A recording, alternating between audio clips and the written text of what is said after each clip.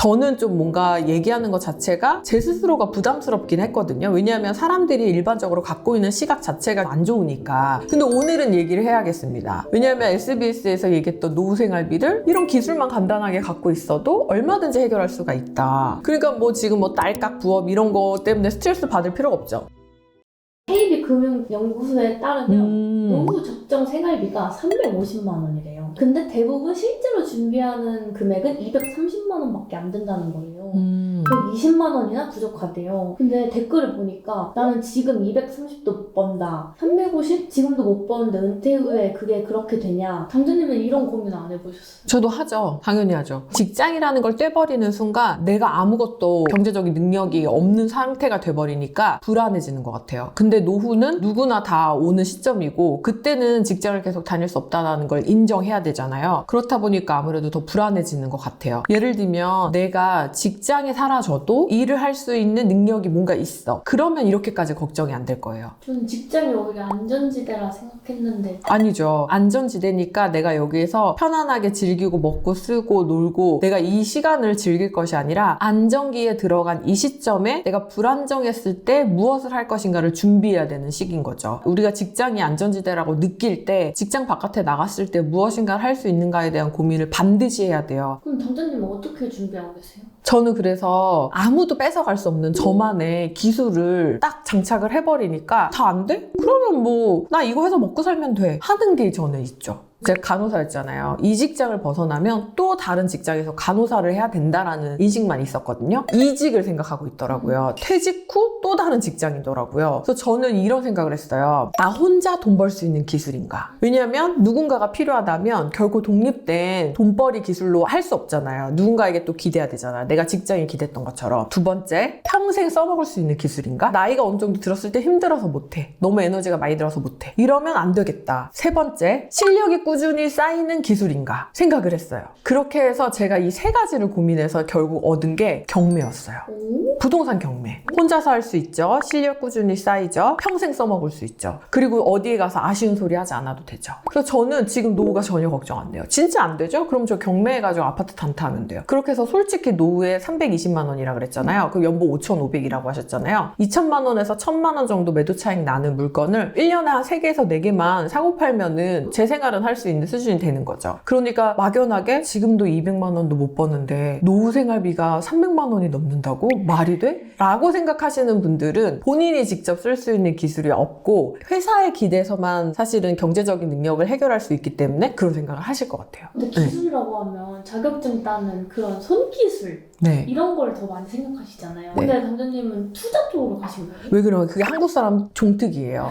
자, 자격증, 기술 또 취직해야 돼요. 또 누군가의 도움이 없으면 또 안 돼요. 평생 할 수 있냐? 그 기술? 내가 쇠약해지고 또 나이 들고 힘들어지면 또 못해요. 그래서 저는 그냥 아싸리 누구 밑에 들어가지 않는 일을 구하자. 나 혼자 해도 되는 일을 구하자. 이렇게 생각해서 부동산 경매를 선택했던 거예요. 안 그래도 댓글에 당근 자판기 경매도 해? 이런 댓글이 달려. 깜짝 놀랐어요. 저 경매한 지 10년 됐거든요. 깜짝 놀랐어요. 근데 갑자기 저한테 이제 경매도 시작하셨냐고 그래서 이게 뭔가 잘못됐다. 경매 얘기 조금 하긴 해야겠다 이런 생각도 했거든요. 근데 사실 경매가 좀 부정적인 인식이 있잖아요. 남의 집을 뺏는다. 남의 눈에 눈물 나게 한다. 그럼 네 눈에는 피눈물 나. 이 집 너무 많이 듣던 얘기들이거든요. 그리고 드라마 속의 한 장면 이런 것 때문에 부정적인 인식이 되게 강해요. 그래서 선뜻 경매를 하라고 저는 좀 뭔가 얘기하는 것 자체가 제 스스로가 부담스럽긴 했거든요. 왜냐하면 사람들이 일반적으로 갖고 있는 시각 자체가 경매에 대해서 안 좋으니까. 근데 오늘은 얘기를 해야겠습니다. 왜냐하면 SBS에서 얘기했던 노후생활비를 이런 기술만 간단하게 갖고 있어도 얼마든지 해결할 수가 있다. 그러니까 한 10억 돈을 모아놔야지 내 노후 20년이 편안하다는 건데 경매 기술 하나는 10억 원어치의 가치가 있는 거죠. 왜냐하면 연에 4천에서 5천 정도의 매출, 소득을 만드는 건 어렵지 않기 때문에 충분히 가능하죠. 그럼 지금도 경매 하고 계세요? 당연하죠. 지금도 하고 있죠. 결국 저는 이렇게 생각해요. 아무리 멋진 기술이라고 하더라도 많은 돈이 필요해요. 그럼 못 하잖아요. 근데 적은 돈으로도 할 수 있고 그리고 아무리 쉽다고 하더라도 너무 복잡하고 어려워요. 그럼 또 우리가 못 하잖아요. 근데 노후에 딱 적합한 게 뭐냐면 경매가 또 그렇게 아날로그예요. 돈도 싸지머지고 가야 되고 직접 종이에 써야 되고 만나서 내야 되고 아날로그예요. 그러니까 뭐 지금 뭐 딸깍 부업 이런 거 때문에 스트레스 받을 필요가 없죠. 그냥 편안하게 가서 대면으로 보고 쓰고 내고. 그러니까 노후에도 딱 이제 적합하죠. 그리고 이제 무엇보다 하면 할수록 도태된다는 생각이 아니라 실력이 늘어나는 것 때문에 나이가 드신 분들도 자기 효능감이 올라가고 자신감이 이래서 생길 수가 있는 것 같아요. 그래서 저는 경매가 진짜 매력적인 우리가 노후 생활을 준비하는데 도구로 적합하다라고 얘기하죠. 제가 단타를 계속 하잖아요. 그러니까 경매로 싸게 사서 현재 가격에 판매를 해서 시세 차익을 보는데 뭉칫돈이 확확 들어오기 때문에 현금 흐름이라는 인식을 못 하거든요. 근데 이게 매달 꾸준히 있어요. 2달에 한 번, 한 달에 한 번, 3달에 한 번. 자세히 들여다보면은 이것도 결국 현금 흐름이죠. 노후에 현금 흐름만큼 중요한 게 어디 있습니까? 지금 아무리 100억짜리 아파트에 살고 있어도 당장 쓸 돈이 주머니 없으면 우울해지는 게 인생인데 현금 흐름 중요하거든요. 근데 이게 딱 적합하기 때문에 경매가 노후에 하시면 진짜 좋겠다. 실제로 나이 많은 분들이 경매를 많이 하세요?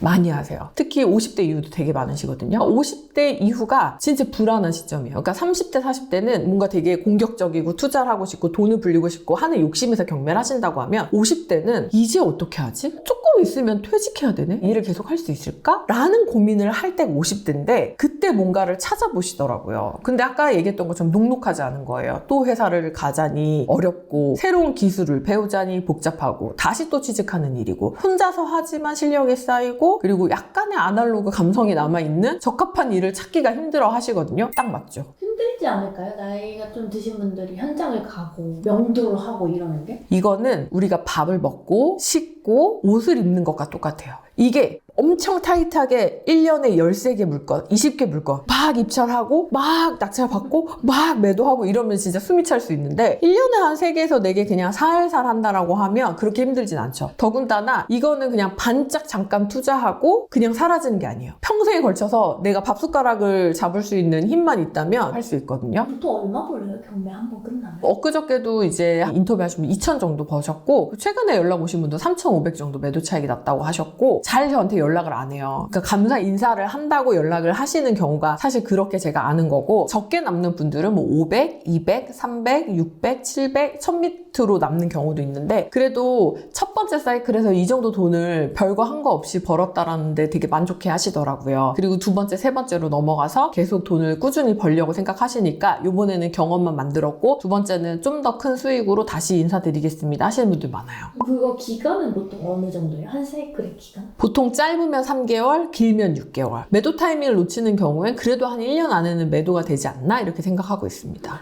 타이밍 놓치면 1년 후에 조금 기다려야 되는 경우가 있어요. 지방 같은 경우는 신기하게 이사철 그때가 되게 정확하게 맞게 떨어지거든요. 근데 이사철 3, 4, 5월달 놓치게 되면 6, 7, 8, 9는 완전 비수기거든요. 그래서 빠르게 그 욕심 부리지 말고 딱 팔아버려야 되는데 500만 더 받아볼까? 저 그냥 안 팔고 기다려보겠습니다 하다가 매수자가 안 나타나고 그렇게 되면 좀 지체되기도 하고 그러는 것 같아요. 근데 대부분 1년 안에는 그래도 판매를 하시는 것 같고 짧게 보면 3개월, 6개월 정도 안에 매도가 다 만료가 되는 것 같아요. 근데 그게 약간 운이 더 중요한 거 아니에요? 경매는? 짠 물건이 나와야지 그리고 내가 남을 이겨야지 운 좋게 받는 거 아니에요? 그렇게 생각할 수도 있는데 그거는 몇 번 하신 분들 생각이에요. 한두 번 하신 분들. 근데 이걸 꾸준히 계속 입찰하고 조사하고 그리고 뭔가 행동을 하시는 분들은 운이 아니라 기회를 만난다라고 얘기를 하죠. 그리고 제가 항상 강의에서 무슨 얘기하냐면 3번까지는 운일 수 있어요. 근데 4번부터는 절대 운이 아니에요. 왜냐면 이 낙찰 받고 매도하신 분들이 대부분 되게 겸손하시기 때문에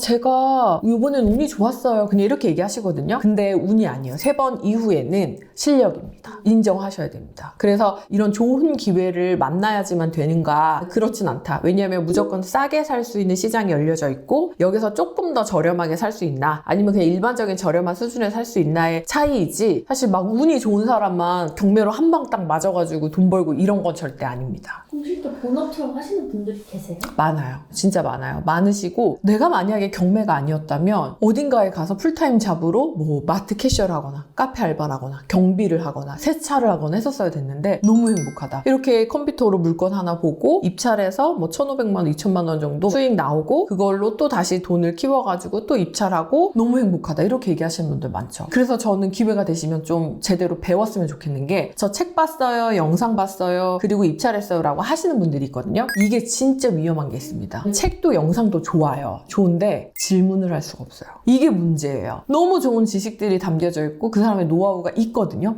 근데 질문해서 답을 얻기가 힘드니까 한계가 있는 거예요. 근데 투자는 어떻게 보면 내 전 재산이 들어가잖아요. 책만 보고 하기에는 리스크가 있죠. 자유롭게 좀 질문할 수 있는 멘토를 만날 수 있다면 저는 이제 물어봐서 할 수 있는 분께 물어봐서 진행을 해라. 왜냐면 낙찰 받을 때도 그렇고요. 잔금 칠 때도 그렇고요. 명도 할 때도 그렇고요. 매도 할 때도 그렇고 이 단계마다 너무 궁금한 게 많아요.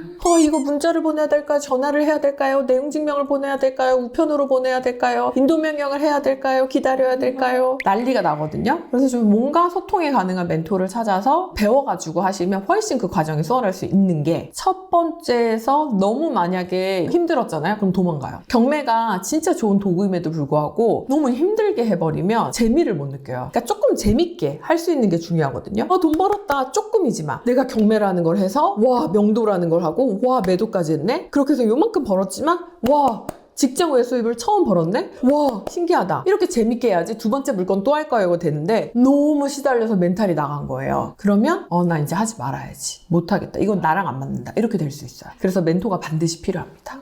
당장님 처음에 경매하실 때 제일 어려웠던 게 뭐예요? 이 물건을 사도 되냐 안 되냐, 이게 제일 제가 고민했던 부분이거든요. 그래서 제가 강의에서 그래서 보고서 피드백을 일일이 다 줘요. 한 분 한 분씩 다 드리고, 그리고 이제 메시지로도 드리거든요. 시간이 안 되시는 분들은. 근데 그렇게 하는 이유가 뭐냐면 제가 제일 답답했던 부분이 그런 부분이었거든요. 이거 해도 돼? 안 돼? 이거 내가 들어가도 되는 걸까? 안 되는 걸까? 이걸 누가 판단을 안 해주잖아요. 근데 같이 보면서 같이 판단을 해주는 작업을 제가 다 하거든요. 그러는 이유가 결국은 그때의 답답증, 그리고 결국 돈을 벌려면 돈을 벌어줄 수 있는 아파트를 입찰해야 되는데, 그런 거랑 관련된 눈이 아직 없으신 분들은 그렇게 같이 보고서 피드백을 받고 같이 얘기함으로써 그 눈을 키울 수 있게 만들어 드리는 거죠. 좀 부족하게 조사한 거는 조사 더 하시라고 얘기 드리고, 요거는 죄송하지만 입찰하면 안 될 것 같다고 얘기하고, 좋은 물건은 너무 좋다고 말씀드리죠. 되게 재밌어요. 저도. 왜냐면 저도 막 심장이 뛰어요. 좋은 물건을 보면 이거 너무 좋아요. 심장이, 제 심장도 뛰어요. 안 들어가실 거예요 혹시? 그럼 제가 들어가려고요. 이제 막 그런 느낌까지 들 정도로. 그래서 재밌게 하고 있어요. 저 같은 사람 입장에서는 보고서 피드백을 하고 같이 물건을 보고 입찰할지 말지 결정하는 과정이 스트레스는 아니죠. 되게 재밌는 과정이죠. 그렇다 보니까 즐겁게 하고 있죠. 너무 재밌어요. 그러니까 이게 처음에 할 때는 명도가 두렵거든요. 근데 나중에 계속 하다 보면 명도가 기대돼요. 이번에 어떤 사람 만날까? 또 뭐라고 할까? 또 뭐라고 해서 내보낼까? 즐기면 사실 모든 게 다 즐겨진다고. 경매하면 인생이 좀 쉬워져요. 그리고 세상이 조금 작아져요. 내가 커지고. 그런 것들도 경험하게 됩니다. 그래서 저는 이렇게 생각해요. 20대는 체력으로 버티고요. 30대는 직장으로 버티고요. 40대는 진짜 실력이 필요한데 50대는 내가 스스로 돈을 만들 수 있냐 없냐가 인생을 결정한다. 그러니까 체력으로 버텼고 직장으로 버텼고 실력으로 40대까지 버텼으면 50대부터는 내가 진짜로 돈을 만들어낼 수 있는 능력이 있느냐 없느냐가 이 사람의 노후를 결정하는 거예요. 노후를 불안해하시는 분들 대부분이 돈을 모아놓지 않아서가 아니에요. 내 자체가 돈을 만들어낼 수 있는 능력이 없기 때문에 그런 것 같아요. 그래서 결론적으로는 나 스스로가 돈을 만들어낼 수 있는 기술이 있다, 도구가 있다, 그것들을 장착했다 라고 하면 두려울 게 없죠. 노후도 든든할 수 있겠죠. 왜냐하면 하나씩 내가 해가지고 돈을 만들어내면 되니까. 근데 얼마만큼 집중력 있게 꾸준히 하는지가 진짜 중요한 것 같아요. 저 유튜브 같은 경우도 우리 많이 회의하고 뭔가 하잖아요. 사실 잘 되고 안 되고 이런 걸 떠나서 유튜브도 이렇게 꾸준히 해야지 뭔가 영상이 올라가고 뭔가를 하잖아요. 경매도 똑같거든요. 숙박업도 똑같거든요. 건물도 똑같거든요. 다 똑같거든요. 근데 저는 뭔가 이런 루틴이라고 하면 좀 그렇고 그냥 제가 해야 되는 일들에 대해서 토를 달지 않고 그냥 계속 해나가는 편이에요. 무슨 일을 시작하고 그 일을 반복하는 데에서 저는 아예 핑계가 없거든요. 그냥 하거든요. 근데 이유와 핑계가 너무 많아요, 사람들은. 그래서 어떻게 보면 너무 안타까워요. 그러니까 20대는 젊을 때니까 놀아야 되니까, 30대는 새로운 거 한번 해보면 되잖아. 경매 너무 올드하지 않아? 뭐 이럴 수도 있고, 40대는 늦었잖아. 내가 이미 뭘 시작해. 50대는 할 수 있을까? 벌써 이러시더라고요. 느긋하게 해도 되는데 느긋하게 했는데 나한테 딱 맞는 거예요. 그럼 좀 아쉽죠. 내가 직장 그렇게 다니기 싫었었는데 사실 나는 나는 회사에서 그렇게 스트레스를 많이 받았었는데 좀 일찍 나와가지고 경매 썼으면 진짜 좋았겠다 이런 생각을 하게 되면 좀 아쉽겠죠. 저는 후회를 잘 안 해요. 성격이. 선택했던 것들에 대해서 후회를 안 하는데 딱 하나 후회하는 게 있어요.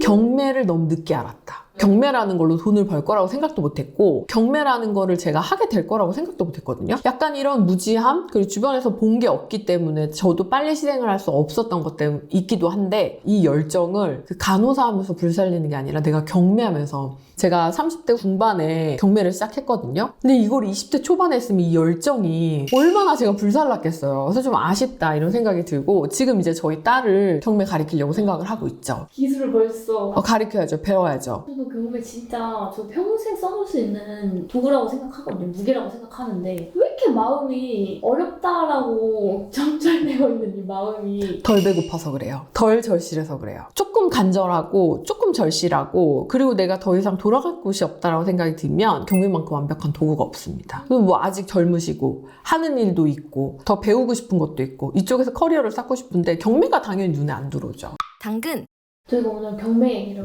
했지만 결국에는 저희가 처음 얘기했던 게 노후 생활비였거든요. 네. 다들 20, 30대, 40대, 50대 다 허투루되지 않으셨을 텐데 250, 350이라는 금액 때문에 약간 다 절망하시는 것 같거든요. 열심히 살았다는 변명이 안 돼요. 나 열심히 살았는데 왜 나는 노후에 350만 원 월 생활비도 못 모아놨지? 왜 나는 그것도 어디서 못 만들고 있지? 하나도 안 중요해요. 열심히 최선을 다했다. 이거는 변명도 안 돼요. 어떻게 했는지가 진짜 중요해요. 그래서 회사를 다니는 안전지대에 속해 있을 때 나는 스스로 돈을 만들어낼 수 있는 도구가 있는가에 대한 고민을 먼저 하셔야 되고 나이가 젊으면 젊은 대로 연세가 있으면 있는 대로 무엇인가를 어떻게 시작할 건지에 대한 나 스스로 해낼 수 있는 어떤 일들이 있는가에 대한 고민을 진지하게 해봐야 돼요. 저는 당장 아는 게 경매밖에 없기 때문에 오늘 경매라는 이야기를 했는데 노후의 생활비 걱정하시지 마시고 스스로 돈을 만들어낼 수 있는 어떤 도구를 장착하시는 데 집중하셨으면 좋겠습니다. 노후의 생활을 책임질 수 있는 다양한 방법이 있다. 이런 도구로 나는 노후 생활을 준비하고 있다 하시는 분들은 댓글 남겨주시면 한번 공유 같이 해볼 수 있을 것 같아요. 그리고 저는 경매가 진짜 너무 좋거든요. 그래서 여러분들도 그냥 관심 한번 가져보시는 그런 쪽으로 생각하셨으면 좋겠고요. 저희 채널에 경매와 관련된 영상도 많으니까 구독, 좋아요 부탁드려요. 노후 생활비 350만 원이라고 답답해 하시는 분들도 많은데 너무 걱정하지 마세요. 다 방법이 있고 우리는